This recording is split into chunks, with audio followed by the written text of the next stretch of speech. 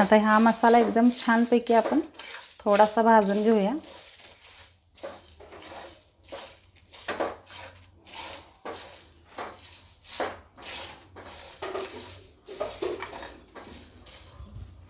खूपच मस्त रेसिपी होते, चपाती बरोबर, नान बरोबर, कशाबरोबर पण खाऊ शकता आपण। लच्छा पराठा त्याच्याबरोबर।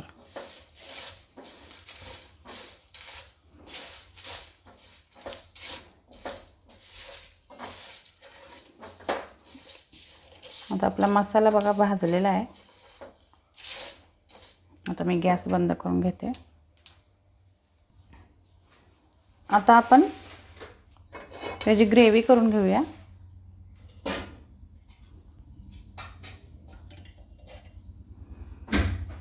एक 2 चमचे तेल घातले मी।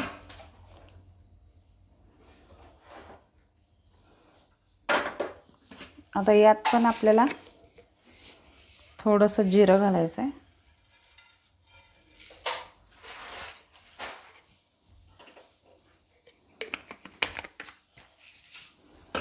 आणि मगाशी मी खोबरं घालायचं विसरले त्यात वाटणात, तर आता आपण असं घालू शकतो। मिरची घालायची ह्यात पण।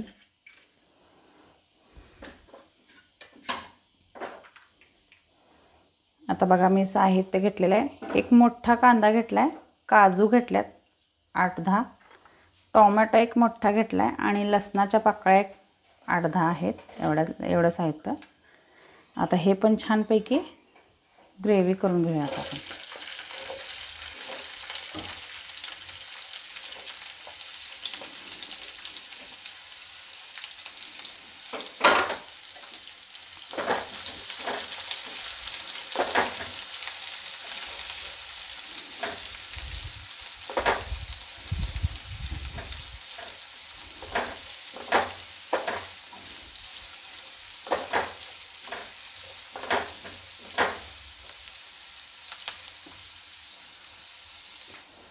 हे बघा आपण मगाशी मसाला केला ना, त्याची पूड करून घ्यायची आता।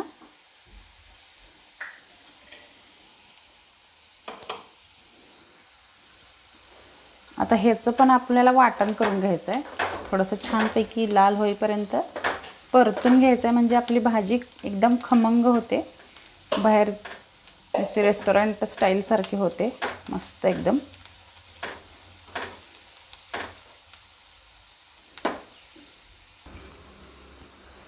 तर आता आपला कांदा बघा छानपैकी थोडासा लालसर झाला आहे। आता मी यात काजू घालून घ्यायचं आहे आपल्याला। आणि मी मगाशी खोबरं त्यात वाटणात राहिलेलं म्हणून आपण यात पण घालू शकतो खोबरं, ह्याचं पण वाटणच करायचं आहे। आता लसणाच्या पाकळ्या पण घातल्यात मी यात।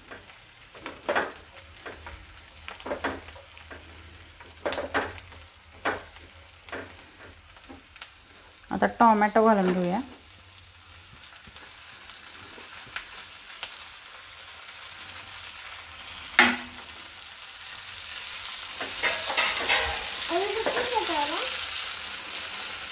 आता बघा एवढा वाळलेलं खोबरं लागणार आहे आपल्याला, हे पण ह्यात घालून याचं पण वाटण करून घेऊया आता त्यासोबत।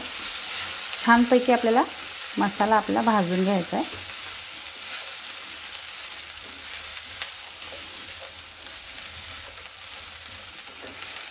तुम्हाला जर टोमॅटोची प्युरी करून घालायची असेल तर तुम्ही तसं पण घालू शकता, फक्त कांदा भाजून।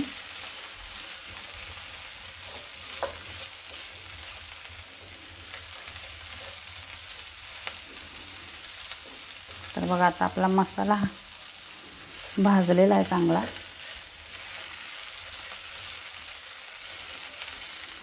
थोडंसं पाणी घालून ह्याचं आता आपण वाटण करून घेऊया। चला तर आता आपण भाज्या फ्राय करून घेऊया सगळ्या। थोडंसं तेल घालायचं आहे आता।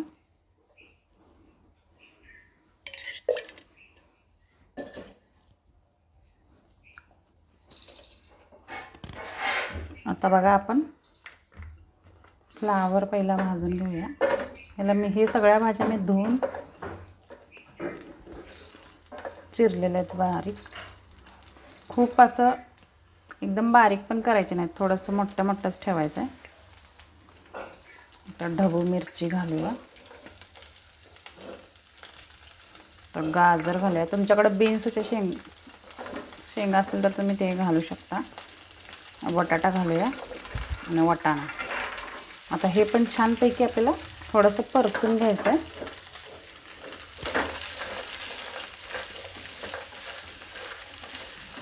आणि जर पनीर पण असेल तर पनीर पण घालू शकता. माझ्याकडे नाही आहे म्हणून मी भाज्या घालूनच करणार आहे. ह्याला पण आपल्याला थोडंसं परतून घेऊया छानपैकी.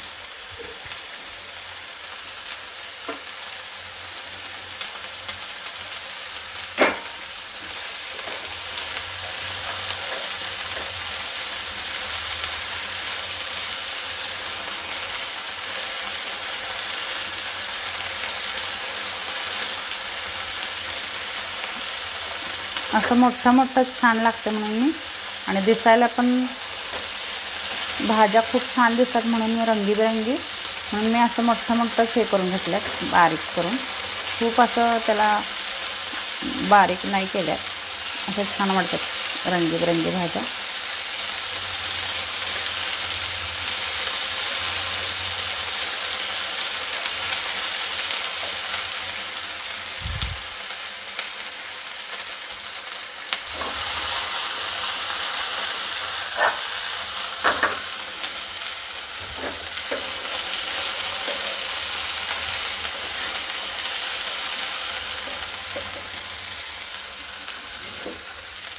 मग 2 मिनटं झाकण लावून शिजवते मी याला, म्हणजे भाजीच आपल्या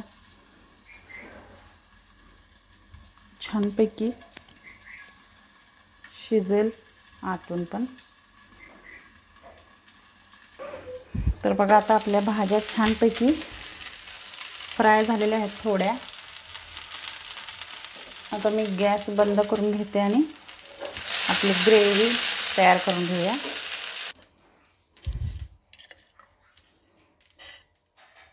तर तेल घालून घेऊया. तुम्हाला आवडत असेल तर तुम्ही तूप पण घालू शकता.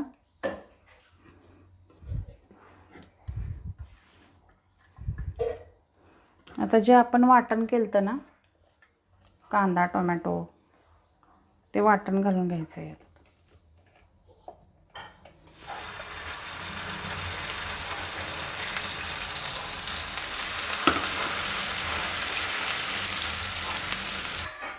आता यात आपण मगाशी जे मसाला केलता ना, ते मसाला घालायचा 1 चमचाभर.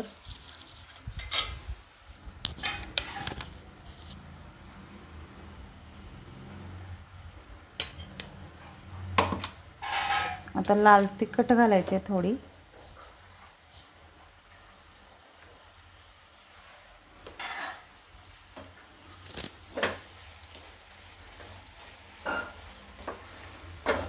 आणि ह्याला पण छानपैकी तेल सुटेपर्यंत आपल्याला परतून घ्यायचं आहे.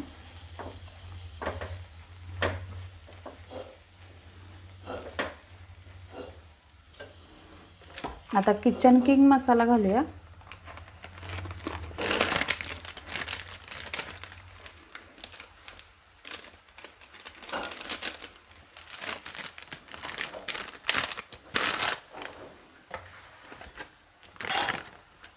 हा तिखा लाल थोडासा कलरसाठी घालायचा आहे आपल्याला.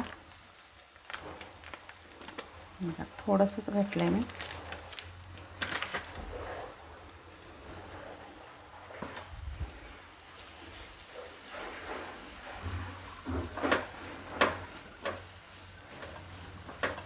आणि आता चवीप्रमाणे मीठ घालून घ्यायचं आहे.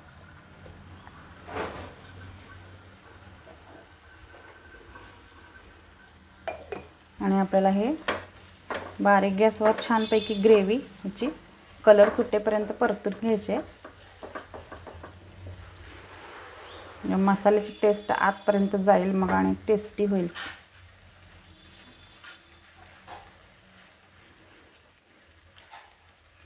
आणि यात खसखस पण घालतात, माझ्याकडे खसखस पण नाही आहे म्हणून मी नाही घातलं. आता यात थोडंसं पाणी घालून घेते मी आणि याला आता झाकण लावून शिजवून घेऊया 5 मिनिट.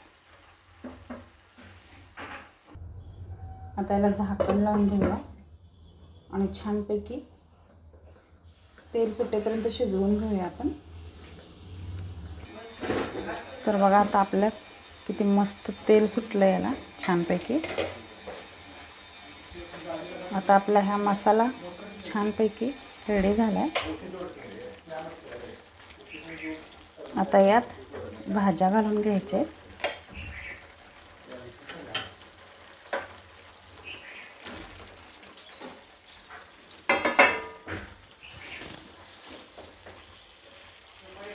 बघा किती छान दिसायला लागले. आता हे मस्त झालं. आता भाज्या आपल्याला आणखी एक 10 मिनटं शिजवून घ्यायच्यात. आपल्या भाज्या छानपैकी शिजेपर्यंत थोडंसं आणि पाणी घालून मग आपले तयार आहे व्हेज कोल्हापुरी खाण्यासाठी. कलर बघा किती मस्त आला याचा.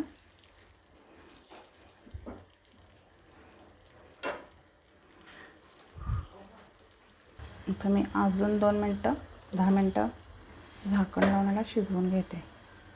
बारीक गॅसवर शिजवायचं आहे आपल्याला. मग आपली व्हेज कोल्हापुरी तयार आहे.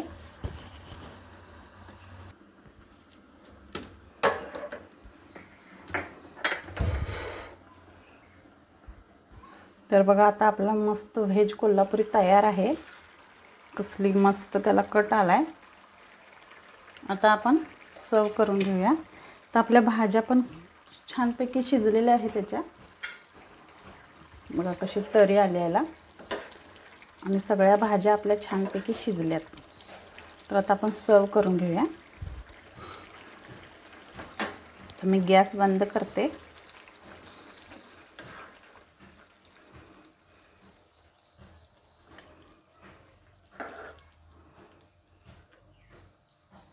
बघा किती छान दिसतंय.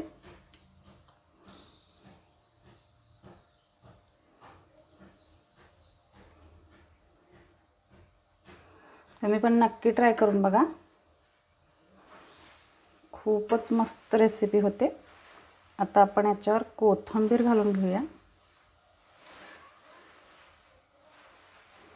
बघा मस्त तयार आहे आपली. तर